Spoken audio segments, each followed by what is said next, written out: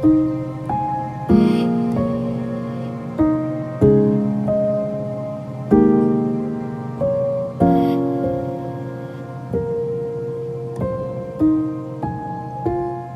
Video में हमने देखा था कि कैसे एक ब्लैक होल का जन्म होता है, कैसे वो मैटर को अपनी तरफ खींच लेता है और कैसे वो गैलेक्सीज को एक साथ रखता है। लेकिन आज इस कहानी में हम कुछ और बात करेंगे। आज हम जानेंगे कि कैसे ब्लैक होल का अंत होता है। हाँ, एक ब्लैक होल मर भी सकता है और आज हम इस वीडियो में जानेंगे कि जब ब्लैक होल मरता है तो स्पेस में क्या क्या चीजें हो सकती है। वो ब्लैक होल दिखने में पावरफुल तो लगता है, बट ये हमेशा के लिए नहीं होते हैं। जैसे हर चीज का कोई एंड होता है तो ब्लैक होल का भी एक एंड होता है, लेकिन ये एंड चुपचाप हो जाता है या एक धमाके के साथ होता है। इस सवाल का जवाब छुपा है एक थ्योरी में जो स्टीफन हॉकिंग ने दिया था, जो कि है हॉकिंग रेडिएशन। स्टीफन हॉकिंग ने कहा था कि जो ब्लैक होल होता है, जो सभी चीजों को खा लेता है, वो धीरे धीरे अपना मास भी लॉस करता है। ये होता है एक अजीब फेनोमेनन के कारण जिसे हम कहते हैं हॉकिंग रेडिएशन। मतलब ब्लैक होल अपने आप को धीरे धीरे गायब करते हैं। हर ब्लैक होल अपने एनर्जी को रेडिएशन के फॉर्म में खोता रहता है। ये रेडिएशन इतनी वीक होती है कि हमें डायरेक्टली देखने को नहीं मिलती है, लेकिन ये रेडिएशन टाइम के साथ ब्लैक होल का जो मास है उसे कम कर देती है और फिर एक दिन आता है वो ब्लैक होल अपने आप को ही खत्म कर लेता है। जैसे जैसे ब्लैक होल अपना मास खोता है वो छोटा होते जाता है, लेकिन इसके एंड का ये प्रोसेस बहुत ही लंबा है। एक एवरेज साइज के ब्लैक होल को मरने में ट्रिलियंस ऑफ ईयर्स लगते हैं। मतलब आप समझ सकते हैं कि हमारी दुनिया खत्म हो चुकी होगी,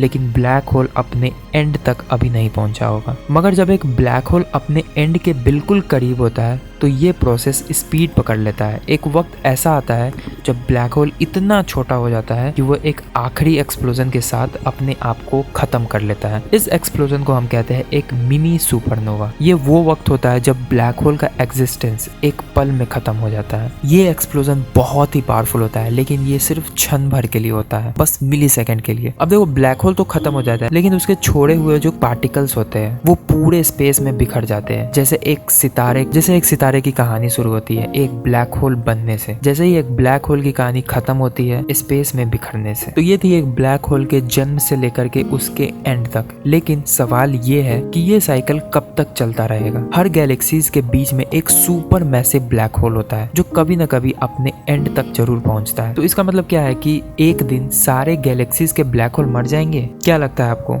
लेकिन ये दुनिया जितनी सिंपल लगती है उतनी सिंपल है नहीं। देखो, ब्लैक होल के बारे में हम बहुत सारे राज जानने वाले हैं और कई सारे राज हमें तो अभी एक्चुअली पता भी नहीं है। क्या आपने कभी सोचा है कि अगर एक ब्लैक होल किसी दूसरी चीज से टकरा जाए तो क्या होगा? इन राजों का जवाब हमारी अगली कहानी में छुपा है। जानेंगे कैसे होता है एक ब्लैक होल का टकराव